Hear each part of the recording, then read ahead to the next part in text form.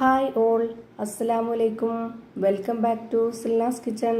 ഇന്നത്തെ റെസിപ്പി ഒരു അടിപൊളി വെറൈറ്റി ടേസ്റ്റി ആയിട്ടുള്ള നല്ലൊരു ഈവനിങ് സ്നാക്സിന്റെ റെസിപ്പിയാണ്. എത്ര കഴിച്ചാലും മടുക്കാത്ത ഭയങ്കര സിമ്പിളായിട്ട് തയ്യാറാക്കി എടുക്കാൻ പറ്റുന്ന നല്ല ടേസ്റ്റി ആയിട്ടുള്ള ഒരു അടിപൊളി പലഹാരമാണ്. നല്ല സോഫ്റ്റ് ആയിട്ട് പഞ്ഞ് പോലെയാണ് ഇതിരിക്കുന്നത്. കുട്ടികൾക്കെല്ലാം ഭയങ്കരമായിട്ട് ഇഷ്ടാവും. അപ്പോൾ ഇതെങ്ങനെയാണ് തയ്യാറാക്കുന്നതെന്ന് അറിയാനായിട്ട് വീഡിയോ സ്കിപ്പ് ചെയ്യാതെ മുഴുവനായിട്ടൊന്ന് കണ്ടു നോക്കണേ.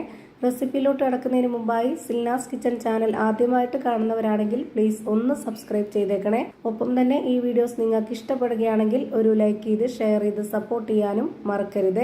ഇനി നമുക്ക് ഇതെങ്ങനെയാണ് തയ്യാറാക്കുന്നതെന്ന് നോക്കാം.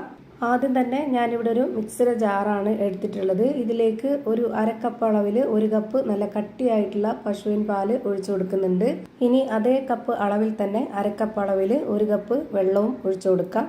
ഇനി ഇതിലേക്ക് മൈദയാണ് വേണ്ടത്. ഞാനിവിടെ 250 ml കപ്പിന്റെ അളവിൽ ഒരു കപ്പ് നിറയെ മൈദാപ്പൊടിയാണ് എടുത്തിട്ടുള്ളത്. ഈ കപ്പിന്റെ മുകളിലുള്ള പൊടി തട്ടിക്കൊടുക്കാതെയാണ് ഞാൻ മുഴുവനായിട്ടും ഇട്ട് കൊടുത്തിട്ടുള്ളത്. ആ ഒരു പൊടിയുടെ മുകൾ ഭാഗം തട്ടിക്കൊടുത്തിട്ട് കറക്റ്റ് ലെവലാക്കിയാണ് എടുക്കുന്നതെങ്കിൽ പരുവം തെറ്റിപ്പോവും. ഞാനിപ്പോൾ ഈ ഒരു നിറയെ എടുത്തിട്ടുള്ള ആ ഒരു കണക്കനുസരിച്ചാണ് ബാക്കിയുള്ള എല്ലാ ഇൻഗ്രീഡിയൻസിന്റെ അളവും ഇതിൽ കറക്റ്റാക്കി എടുക്കുന്നത്.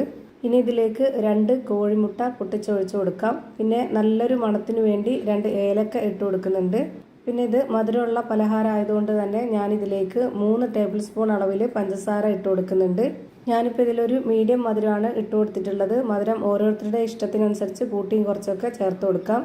ഇനി ഇതിലേക്ക് ഈ ഒരു മധുരത്തിനൊന്ന് ബാലൻസ് ചെയ്യാനായിട്ടുള്ള ഒരു നുള്ള് ഉപ്പും കൂടെ ഇട്ട് കൊടുക്കാം. പിന്നെ ഇതിലേക്ക് 1 ടേബിൾ സ്പൂൺ അളവിൽ നെയ്യും കൂടെ ഒഴിച്ചു കൊടുക്കുന്നുണ്ട്. ഇത് നമുക്ക് പലഹാരത്തിന് പ്രത്യേക ഒരു ടേസ്റ്റും ഒരു സോഫ്റ്റൊക്കെ കിട്ടും. നെയ്യ് തന്നെ ചേർത്ത് കൊടുക്കാൻ വേണ്ടി നോക്കുക, നല്ല ടേസ്റ്റാണ്. ഇനി ഇത് നല്ല പോലെ ഒന്ന് അരച്ചെടുത്തതിന് ശേഷം ഒരു പാത്രത്തിലേക്ക് ഒഴിച്ചു കൊടുക്കുന്നുണ്ട്. ഇതിലേക്ക് ഞാൻ വേറെ വെള്ളമൊന്നും ഒഴിച്ചു കൊടുത്തിട്ടില്ല. ഇതാണ് ഇതിന്റെ കറക്റ്റ് പരുവം.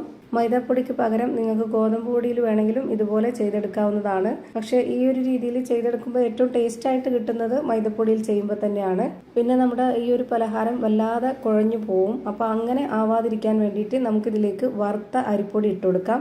1 ടേബിൾ സ്പൂൺ അളവിലാണ് ഞാനിപ്പോൾ ഇതിലേക്ക് ഇട്ട് കൊടുത്തിട്ടുള്ളത്. അതിൽ കൂടുതൽ ഇട്ട് കൊടുക്കരുത്. എന്നിട്ട് ഇതുപോലെ വിസ്ക് വെച്ചിട്ട് നന്നായിട്ടൊന്ന് ഇളക്കി യോജിപ്പിക്കുന്നുണ്ട്. ഒട്ടും തന്നെ കട്ടകളൊന്നും ആവാതെ ഇതുപോലെ നന്നായിട്ട് ഇളക്കി യോജിപ്പിച്ചെടുക്കുക. ഇതുപോലെ നമ്മൾ അരിപ്പൊടി ചേർത്ത് കൊടുക്കുമ്പോൾ ഈ മിക്സിയിൽ അരച്ചെടുത്തതിന് ശേഷം മാത്രം ഇട്ട് കൊടുത്ത് ഇളക്കി കൊടുക്കുക. അല്ലാതെ നമ്മൾ ഈ പൊടികളൊക്കെ ഇട്ട് കൊടുക്കുന്ന കൂട്ടത്തിൽ തന്നെ അരിപ്പൊടി ഇട്ട് കൊടുത്ത് അരച്ചു കൊടുത്തു കഴിഞ്ഞാൽ പരുവം തെറ്റിപ്പോവും. ഇപ്പോൾ ദാ ഞാനിത് കയ്യിൽ കൊണ്ടൊന്ന് കോരി കാണിച്ചു തരാം. ഇത് കാണുമ്പോൾ തന്നെ നിങ്ങൾക്ക് കറക്റ്റ് പരുവം മനസ്സിലായിട്ടുണ്ടാവും. ഇനി നമുക്കിതൊന്ന് ഫ്രൈ ചെയ്തെടുക്കണം. അപ്പോൾ അതിനുവേണ്ടി കുഴിയപ്പത്തിൻ്റെ ചട്ടിയാണ് ഞാനിവിടെ വെച്ച് കൊടുത്തിട്ടുള്ളത്. ഇനി ഫ്ലെയിം ഓണാക്കി കൊടുത്ത ശേഷം ഇതിലേക്ക് കുറച്ച് ഓയിൽ ഒഴിച്ചു കൊടുക്കാം. ഒരുപാട് ഇത് മുങ്ങിക്കിടക്കുന്ന രീതിയിൽ ഫ്രൈ ചെയ്തെടുക്കരുത്. വളരെ കുറച്ച് മാത്രം താഴത്തെ ഭാഗത്ത് കുറേശ്ശെയായിട്ട് എണ്ണ ഒഴിച്ചു കൊടുക്കുക. ഇത് നന്നായിട്ട് ചൂടായിട്ട് വന്നതിന് ശേഷം പിന്നെ നമ്മൾ ലോ ഫ്ലെയിമിൽ ഇട്ട് കൊടുത്തിട്ട് വേണം ഇതുപോലെ മാവ് ഒഴിച്ചു കൊടുക്കാനായിട്ട്. ഇരുമ്പിൻ്റെ കുഴിയപ്പച്ചട്ടിയൊക്കെ ആണെന്നുണ്ടെങ്കിൽ ഒരു മീഡിയം ഫ്ലെയിമിലൊക്കെ ഇട്ട് കൊടുത്തിട്ട് ഫ്രൈ ചെയ്തെടുക്കാം. ഇത് നോൺ സ്റ്റിക്കിൻ്റെ വളരെ കനം കുറഞ്ഞ ചട്ടി ആയതുകൊണ്ട് നല്ല ലോ ഫ്ലെയിമിൽ ഇട്ട് കൊടുത്തിട്ട് വേണം. ഇത് എത്ര സമയമാണോ വേവാനായിട്ട് എടുക്കുന്നത് അത്രയും സമയം വരെ ലോ ഫ്ലെയിമിൽ ഇട്ട് കൊടുത്ത് തന്നെ വേവിച്ചെടുക്കുക. എന്നാലേ ഇത് കറക്റ്റ് പരുവത്തിന് വെന്ത് കിട്ടുള്ളൂ. ഇനി ഞാനിതുപോലെ ഒന്ന് അടച്ചു വെച്ച് കൊടുത്തിട്ടാണ് വേവിച്ചെടുക്കുന്നത്. ഒരു 2-3 മിനിറ്റ് നേരം ഇതുപോലെ വേവിച്ചെടുത്തതിന് ശേഷം ഇതൊന്ന് തുറന്നു നോക്കാം. പിന്നെ നമുക്കിതൊന്ന് എല്ലാം തിരിച്ചിട്ട് കൊടുക്കണം. ഇപ്പോൾ ഇതിൻ്റെ ഒരു ഭാഗം നന്നായിട്ട് വെന്ത് കിട്ടിയിട്ടുണ്ട്. ഇതെല്ലാം ഇനി ഒന്ന് തിരിച്ചിട്ട് കൊടുക്കുന്നുണ്ട്.